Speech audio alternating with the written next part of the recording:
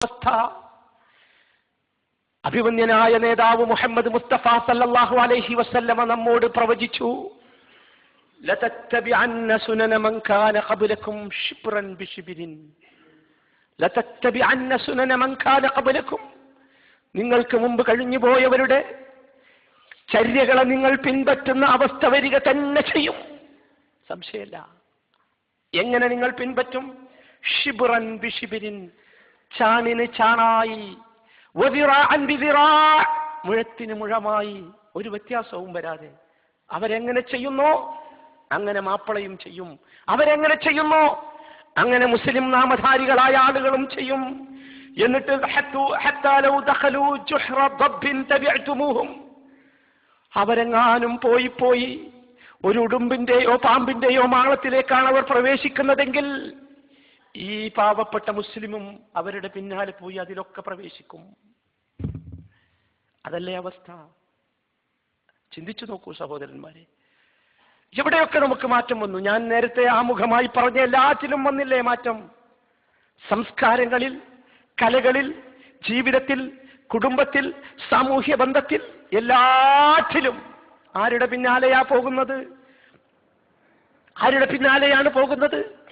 നബി സല്ലല്ലാഹു അലൈഹി വസല്ലമ സഹാബത്തിനിടയിൽ വെച്ച് ഇത് പറഞ്ഞപ്പോൾ ഖാലൂ യാ റസൂലല്ലാഹ്, അവർ ചോദിച്ചു, അല്ലാഹുവിന്റെ റസൂലേ, അൽ യഹൂദു വൻ നസാറ, താങ്കൾ ഉദ്ദേശിക്കുന്നത് ജൂതന്മാരെ കുറിച്ചും ക്രിസ്ത്യാനികളെ കുറിച്ചുമാണോ? റസൂലുള്ളാഹി സ്വല്ലല്ലാഹു അലൈഹി വസല്ലമയുടെ മറുപടി, ഖാല വമൻ, പിന്നെ ആരാ അവരല്ലാതെ? കാര്യം വളരെ അവതാളത്തിലാണ് സഹോദരന്മാരെ. വളരെ കൃത്യമായി നബി കരീം സല്ലല്ലാഹു അലൈഹി വസല്ലമ പറഞ്ഞത് അപ്പടി പുലരുകയാണ്. ഒരിക്കലും നാം ധരിക്കരുത്, ഒരിക്കലും നാം മനസ്സിലാക്കരുത്, ജൂതന്മാരുടെയോ ഇസ്ലാമിനെ നശിപ്പിക്കാൻ ശ്രമിച്ചുകൊണ്ടിരിക്കുന്ന സയനിസ്റ്റ് ലോബികളുടെയോ പാശ്ചാത്യ ലോബികളുടെയോ അവരുടെ ആയുധങ്ങൾക്കല്ല മൂർച്ച, അവരുടെ ബോംബുകൾക്കും അവരുണ്ടാക്കുന്ന മനുഷ്യനെ നിശേഷം നശിപ്പിക്കാൻ ശ്രമിച്ചുകൊണ്ടിരിക്കുന്ന അവരുടെ ഏതെങ്കിലും രൂപത്തിലുള്ള ആയുധങ്ങൾക്കല്ല മൂർച്ച. മറിച്ച് അവർ നടത്തിക്കൊണ്ടിരിക്കുന്ന സാംസ്കാരിക അധിനിവേശമുണ്ടല്ലോ, അവർ നടത്തിക്കൊണ്ടിരിക്കുന്ന മസ്തിഷ്ക പ്രക്ഷാളനമുണ്ടല്ലോ, മുസ്ലിമിന്റെ ബുദ്ധിയെ, മുസ്ലിമിന്റെ തലച്ചോറിനെ, മുസ്ലിമിന്റെ സംസ്കാരത്തെ, മുസ്ലിമിന്റെ ജീവിത രീതിയെ, മുസ്ലിമിന്റെ കുടുംബത്തെ, മുസ്ലിമിന്റെ വീടിനെ, അങ്ങനെ മുസ്ലിമിന്റെ എല്ലാറ്റിനെയും നശിപ്പിക്കാൻ ശ്രമിച്ചുകൊണ്ടിരിക്കുന്ന ശക്തമായ ഈ അധിനിവേശമുണ്ടല്ലോ, വിശ്വാസികളെ ബോംബിനേക്കാൾ, ആയുധങ്ങളെക്കാൾ, പട്ടാളങ്ങളെക്കാൾ, ഭരണകൂടങ്ങളെക്കാൾ നാം ഭയപ്പെടേണ്ടത് അവയാണ്. ഒരു സംശയവും ആ കാര്യത്തിലില്ല. പിടിച്ചാൽ കിട്ടാത്ത രൂപത്തിൽ മുസ്ലിം സമൂഹം, പ്രത്യേകിച്ച് യുവാക്കളും യുവതികളും ചെറുപ്പക്കാരികളും കുട്ടികളുമൊക്കെ, കൗമാരപ്രായമെത്തിയ കുട്ടികളെ തോന്യാസങ്ങളിൽ തളച്ചിടാൻ സ്നേഹത്തിന്റെയും ബഹുമാനത്തിന്റെയും ഒക്കെ പേര് പറഞ്ഞു നടക്കുന്ന സമൂഹം.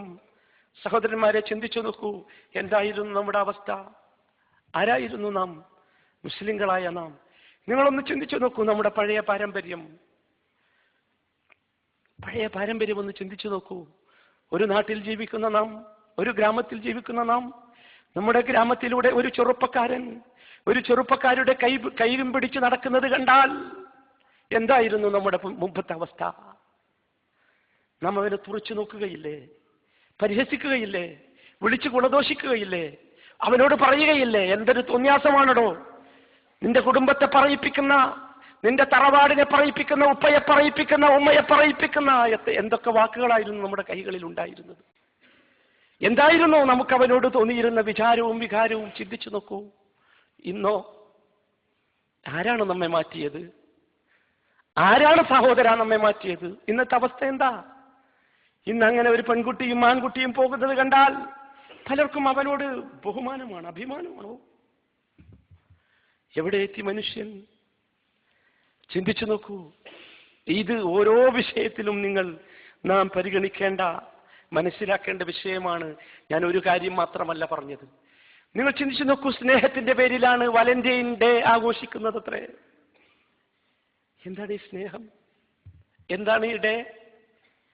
പ്രിയപ്പെട്ട സഹോദരന്മാരെ, നമ്മുടെ കുട്ടികൾ ചിന്തിച്ചിട്ടുണ്ടോ?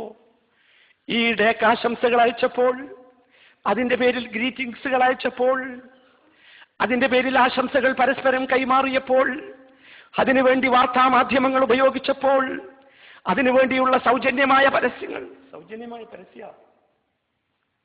പൈസ ഒന്നും കൊടുക്കണ്ട. എത്ര കൃത്യമായിട്ട് മുസ്ലിമീന് ഇത് മനസ്സിലാവും? എന്തിനാ ഇത് സൗജന്യമാക്കുന്നത്? ആലോചിച്ചു നോക്കൂ, എന്തായിരുന്നു ഇത് എന്ന് നമ്മൾ ആരെങ്കിലും ചിന്തിച്ചോ? ഈ വലന്റൈൻ എന്ന് പറയുന്നത് റോമിൽ ജീവിച്ച ഒരു അച്ഛന്റെ പേരായിരുന്നു.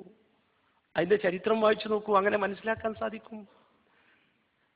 നമ്മളെ മാപ്പിളക്കുട്ടികൾ ആഘോഷിക്കുന്ന ആഘോഷത്തിന്റെ ഒരച്ഛന്റെ പേരായിരുന്നു. അച്ഛനെ ഗ്രീക്ക് റോമൻ ഭരണകൂടം അച്ഛനെ ജയിലിലടച്ചു. ജയിലിലടക്കാനുണ്ടായ കാരണം, അന്ന് ക്രിസ്ത്യാനികൾക്ക്, അന്ന് അവിടെയുണ്ടായിരുന്ന പട്ടാളക്കാർക്ക് വിവാഹം നിരോധിച്ചിരുന്നു റോമൻ ഗവൺമെന്റ്. പ്രത്യേകിച്ച് ഗവൺമെന്റിൽ ജോലി ചെയ്തിരുന്ന പട്ടാളക്കാർക്ക്. പക്ഷെ ഗവൺമെന്റ് അറിയാതെ ഈ അച്ഛൻ പട്ടാളക്കാർക്ക് വിവാഹബന്ധങ്ങൾ ഉണ്ടാക്കി കൊടുത്തു. ഗവൺമെന്റ് ഇത് കണ്ടുപിടിച്ചു, അച്ഛനെ പിടിച്ച് ജയിലിലിട്ടു. ജയിലിലിട്ട സമയത്ത് ജയിലറുടെ മകളുമായി അച്ഛൻ പ്രണയത്തിലായി. അന്നത്തെ ക്രിസ്ത്യാനി സംസ്കാരം അനുസരിച്ച് ഇന്നും ചില വിഭാഗങ്ങൾക്ക് പുരോഹിതന്മാർക്ക് വിവാഹം ചെയ്യാൻ പാടില്ല, അച്ഛന് വിവാഹം ചെയ്യാൻ പാടില്ല. പക്ഷേ ഇതിന്റെ പേരിൽ അച്ഛനെ തൂക്കിക്കൊല്ലാൻ വേണ്ടി ഗവൺമെന്റ് വിധിക്കുന്നു.